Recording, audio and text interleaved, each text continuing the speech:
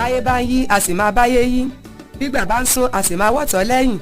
adífá fún iléeṣẹ́ amóhùnmáwòrán OJB TV Yorùbá, ìkànnì alára àrà bàbá àrà. aṣíwájú ni wá níbi ká gbé àṣà àti ìṣe àti èdè Yorùbá lárugẹ. ọ̀gá ni kọ́ún láwùjọ òkúta. ọ̀gá ni OJB TV Yorùbá níbi ká ṣètò tó mú ọgbọ́n wá, tẹ̀fẹ̀ tó rí tìlù tó fi mọ́ eré orí ìtàgé wa ò lẹ́lẹ́gbẹ́, ètò amúlùdùn, ìṣẹ̀lẹ̀ àwùjọ, ọ̀rọ̀ òṣèlú àti ìfọ̀rọ̀jomitoro ọ̀rọ̀.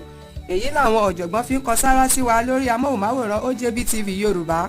torí ẹ̀ la fi di àyànfẹ́ fún gbogbo ọmọ káàárọ̀ oòjíire. ẹ ṣe wòran wa, bẹ́ẹ̀ náà ni kẹ́ ṣe máa follow page wa lórí Facebook, Instagram àti TikTok. bẹ́ẹ̀ ni kẹ́ má gbàgbé láti subscribe sórí YouTube channel wa OJB TV Yorùbá. kú iṣẹ́ báyìí ló mú orí oníṣẹ́ yá.